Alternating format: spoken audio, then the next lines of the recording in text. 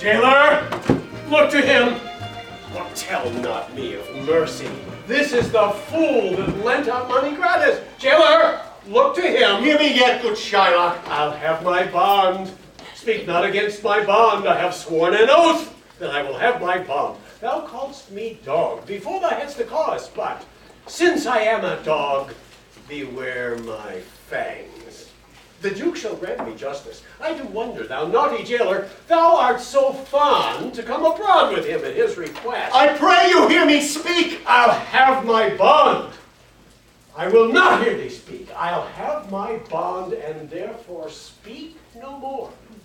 I'll not be made a soft and dull-eyed fool to shake the head, relent, and sigh, and yield to Christian intercessors. Follow not! I'll have no speaking! I'll have my bond! It is the most impenetrable cur that ever kept with man. Let him alone. Follow him no more with bootless prayers. He seeks my life.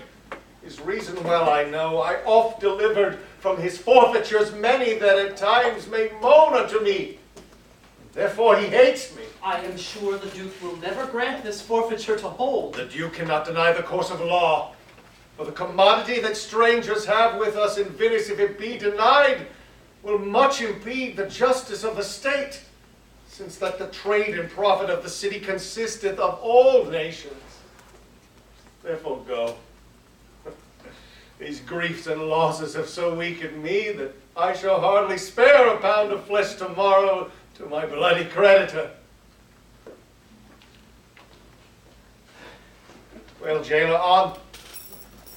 Pray God Bassanio come to see me pay his debt. Then I care not.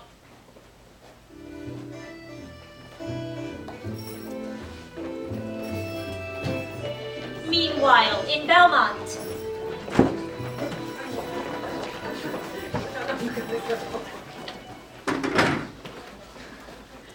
Madam, although I speak it in your presence, you have a noble and a true conceit of godlike amity, which appears most strongly in bearing thus the absence of your lord. But if you knew to whom you show this honor, how true a gentleman you send relief, how dear a lover of my lord your husband. I never did repent for doing good, nor shall not now. For this Antonio, being the bosom lover of my lord, must needs be like my lord. If it be so, how little is the cost I have bestowed in purchasing the semblance of my soul from out the state of hellish cruelty.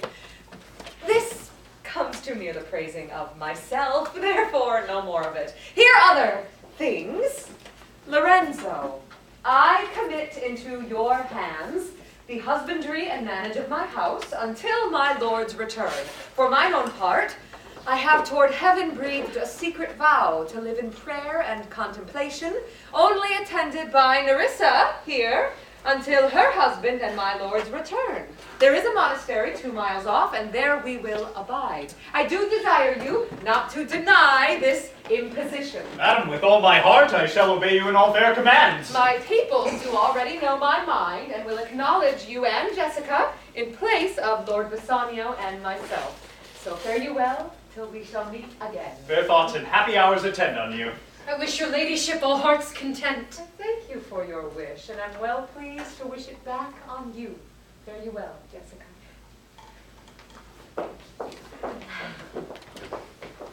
Now, Stefano, as I have ever found thee honest, true, so let me find thee still. Take this same letter, and use thou all the endeavor of a man in speed, Padua. See thou render this into my cousin's hands, Dr. Bellario, and look what notes and garments he doth give thee. Bring them, I pray, with all imagined speed, unto the access to the common ferry which trades to Venice. Waste no time in words, but get thee gone. I shall be there before thee. Madam, I go with all convenient speed. Come on, Nerissa. I have work in hand that you yet know not of. We'll see our husbands before they think of us. Will they see us? They will, Nerissa, but in such a habit that they shall think we are accomplished with that we lack. I'll hold thee any wager when we are both accoutered like young men, I'll prove the prettier fellow of the two, and speak between the change of man and boy with a reed voice, and turn to mincing steps into a manly stride, and speak of phrase like a fine bragging youth, and tell quaint lies, how honorable ladies sought my love, which I, denying, they fell sick and died. I could not do withal. I have within my mind 1,000 raw tricks of these bragging jacks, which I will practice. Why, shall we turn to men? Fie, what a question's that, if thou were here a lewd interpreter? But come, I'll tell thee all my whole device when I am in my coach, and therefore haste away, for we must measure 20 miles today. Yes, truly, for look you, the sins of the father are to be laid upon the children, therefore I promise ye, I fear for you. I was always playing with you, and so now I speak my agitation of the matter.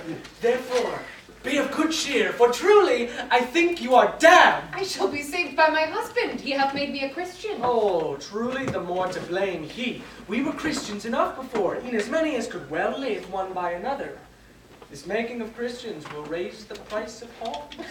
I'll tell my husband, Lancelot, what you say. Here he comes. I shall grow jealous of you shortly, Lancelot, if you thus get my wife into corners. Nay, you need not fear us, Lorenzo. Lancelot and I are out. He tells me flatly there's no mercy for me in heaven because I am a Jew's daughter. And he says you are no good member of the Commonwealth, for in converting Jews to Christians you raise the price of pork. How every fool can play upon the word. I think the best grace of which should shortly turn into silence, and discourse grow commendable in none but parrots. Go in, sirrah, and bid them prepare for dinner. Oh, that is done, sir. They have all stomachs. Goodly Lord, what a wit-snapper are you. Then bid them prepare dinner. Oh, that is done too, sir. Only cover is the word. Yet more quarreling with occasion. Wilt thou show the whole wealth of thy wit in an instant? I pray thee, understand a plain man in his plain meaning. Go to thy fellows, bid them cover the table, serve in the meat, and we will come into dinner. Come in the dinner! Come in the dinner! Oh, dear discretion, how his words are suited. And now, good sweet, say thy opinion. How dost thou like the Lord Bassanio's wife? Past all expressing. It is very meet the Lord Bassanio live an upright life, for having such a blessing in his lady, he finds the joys of heaven here on earth. And if on earth he do not merit it in reason, he should never come to heaven. But if two gods should play some heavenly match, and on the wager lay two earthly women, and Portia one, there must be something else pawned with the other, for the poor, rude world hath not her fellow. Even such a husband hast thou of me as she is for a wife. Nay, but ask my opinion too of that. I will, anon. First, let us go to dinner. Nay, let me praise you while I have a stomach. No, pray thee, let it serve for table talk. Then, howsoe'er thou speakst, among other things, I shall digest it. Well, I'll set you